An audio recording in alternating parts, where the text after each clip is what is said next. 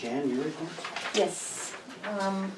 Council members will be receiving the usage billing summary and the billing journal summary, the accounts receivable summary, collections history, revenue voucher detail, combined check register, copy of the Bank of Bridger bank statements, the Valley Federal Bank statement, payments by the vendors and reports, the cash report, the statement of expenditure budget versus actual, and statement of revenue budget versus actual, that's on the reports. I also have your input on your council packets because it's all brand new and we'll keep doing it this way if you prefer. It's more concise, more streamlined than what you were doing, and you don't have to write your initials 10 million times. There's a couple of them that show just one report where it just has your funds, basic. The other one is a more detailed. If you want to see both of them in your package, you can. If you want to see just the streamlined one, and you can have the other one just to look at your leisure, you can do that, whatever you like. My goal is to be a paperless office in the future, so in which you will receive the least amount of paper, but the most information and details that you need. So that, and then with that, I will be looking at the cost of a cloud or exterior storage capabilities, so that we can have that done and done correctly and safely. There is a Black Mountain where you have the information. It's a Black Mountain software for the budget preparation that I would like to have bought and implemented as soon as possible, or by the 1st of May, so that the preparation for the budget will be more efficient, cost-wise and time-wise for both the mayor and I. It is pretty, it's a big purchase, but it's probably pays for itself in the cost by the time and hours, and very helpful for the clerks and the mayor. And it's a $19.75 for the cost of the module and the annual fees, and it's all due at once. But I'd like to have that done so that we can even put this year's budget on and start it and get it rectified enough so that we can, by the end of the fiscal year, we can have it all done and ready to go, and then put the new one in for the next year and add it, so we're not fighting it all year long. And that is one thing. And also let you know that we are having a Clerks and Treasurers in Finance conference in May 5th through the 9th of this year. And I would like the opportunity to go so I can be more efficient and know more about this software system that we're using. It is also opened up to everybody, the council members and mayor included. And that is from the 7th and the 9th of May also. So where's it at? It's in Bozeman. Bozeman? Mm-hmm. And then just for information wise, the town hall will be rented out on the Thursday, January 24th, and also on January 28th for some canal meetings and conferences that they want. So if we have to plan any meetings, those 2 days are not available. What were those dates again? The 24th and the 28th of January. And I think, and one more thing is you'll have in your packet, it shows you an amount of delinquent bills that the town of Fromberg has at the moment.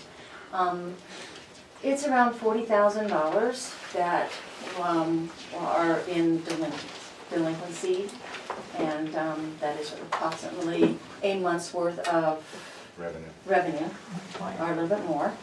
And there's a letter that I have put in your packets, a proposed letter. I'll have Hope take a look at it to make sure that it's all legal and findings and there's no problems. But I'd like to get that out, and we have some that have not paid, empty lots, basically, that we have somebody that hasn't paid since 2015. any kind of, anything. Really, So- your only thing you could do there is put it on their tax, Yes. a lien. But I want to put a notice out it goes out to the renters, the landlords, and property owners that this is what's due. And we'll give them a decent time to let them know that, this is what it is, but the waters will be turned off or will be filed with a tax lien. Yeah, that's July, beginning of July, I think, isn't it? I'm actually not positive on the deadline on that. Well, of course, you're gonna do. And we turn it turn-offs. off to within 30 days, I believe, of the notice. But this is different, this Yeah. is collecting year by year, Yes. So- almost delinquent. But it's just a basic letter saying that this is, you're delinquent on this account, and this is how much. And the landlords are ultimately responsible, but I also know I have a lot of people that come in that are renters and go, we have no clue because we never get anything. So, to let us know. So, the ones that are diligent and coming in and going, hey, what's my water bill? And then the other ones that, well, if my landlord is not gonna tell me, I'm not gonna pay it. So, Well, don't we bill the landlords? we do bill the landlords. The landlords gets the billing notice. It's from the landlords to the renters where it falls through the cracks. There is a way in the software system, if you have the residents entered, would be the tenants. You can run the bills for the tenants specifically with their own mailing address and send them a copy. And Okay. we can set that up if that's something you wanna do for your tenants, that's what we do in Bridger, it's really helpful. Would be good. A lot more bills get paid that way.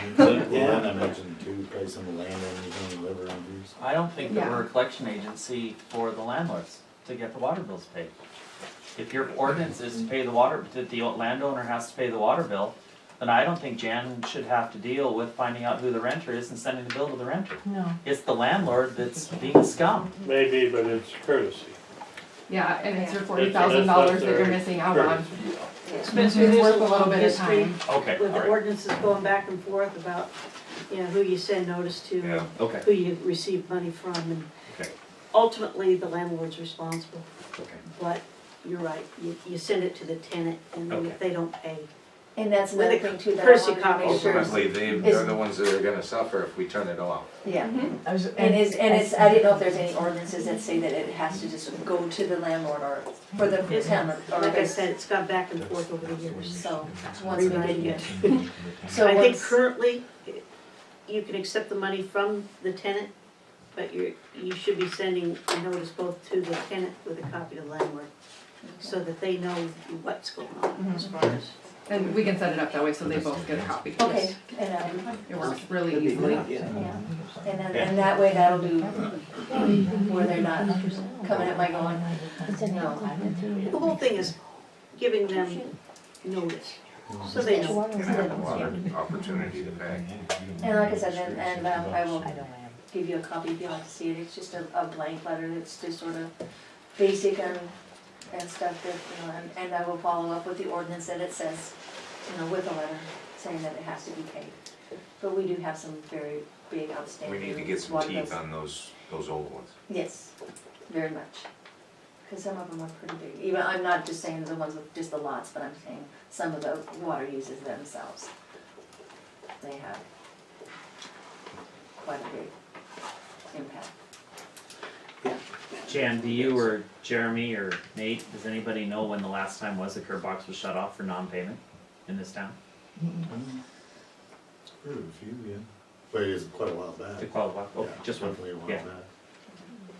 Cause I know Brenda never asked me, hey Spencer, can you go shut off a curb stop Right, it was because of definitely a while non-payment, back. and, yeah, I just was curious, No, yeah. and I have no idea, I can't remember the letter that I found that I used as a copy, I can't remember the date, but it's been Quite a while. quite a while. Okay, I wanna say the late 1990s, so, okay. this is the one that I found, so, not saying that,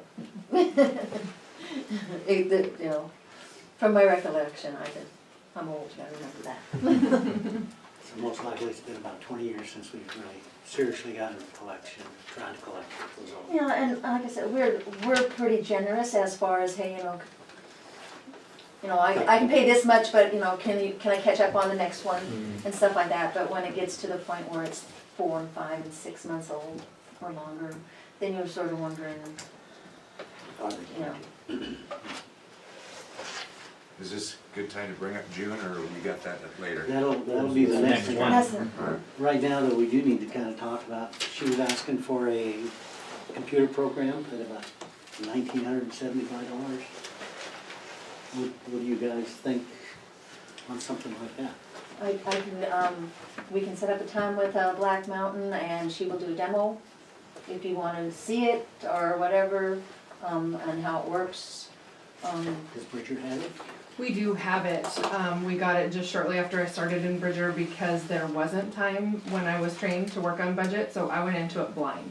Without that program, it would've went very, very badly, I have a feeling. That program is a huge lifesaver. It's worth every penny. My suggestion would be you get it sooner rather than waiting till next budget year because your budget for this year's not quite straightened out yet. It still needs some work and that program will go a long ways to not as many hours into getting it fixed. So I would say you should really, really do Yeah, it, but I'll it's trust what that, you can. considering you just went through what she's going through now. I mean, if you're speaking to it, that it can help, it's huge. Yeah, it's a very Well, good program. You know, I'm sure the mayor will have something, you know, to say about that, but I would be in favor of I mean, it. as far as I'm concerned. I know that the mayor has already told me that she said it would be something that she would really like to have, because it makes any mayor's job a little bit easier than trying to do it the way we've been doing it. Ultimately, that budget is the mayor's responsibility. She's the one held accountable to it, but really the lion's share of the work falls to the clerk.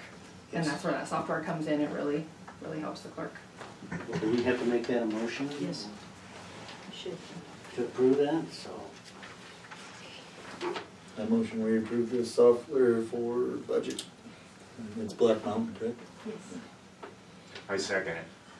So we have a motion and a second for the Black Mountain software. All in favor? Aye. Any opposed? None. Okay. Do we have to approve Jan going to that To their conference? conference? I don't think so. No? No. There's cost involved, What's that? there's cost involved. Yep, she's required. Hopefully it's built into the budget somewhere. And it's built, I know that. She like- set funds it is. aside. Yes, it's money's Yeah, aside for that there's funds already, set so for aside. anything that I would like to go to. It's already Jared, budgeted for that. So, It's like annual training. You're required to. Goes towards her certification as a clerk. Okay, do we have anything else for Jan? Any more questions? Do we have to? No. Okay. Next item is the non-billing of June 2018, how to proceed. May I ask a question? I was almost positive that was for July. I'd give you it the was left June's billing for July, because it was the month of June that we billed for, but it didn't go out, so it didn't. Right. The way the software system works, it's billed in the previous month for the next month. It's just the way the accounting Okay, falls. okay. So I'll in do the it. system, it probably is June, even though it was July services. Okay, well, that's what I'm, yeah. I personally kind of think that we do need to charge for that. Yes, you had a question? I have a pretty stupid question on this. You guys never voted or approved not to bill for it. So my question is, I guess it's not really a question, is oversight was dropped.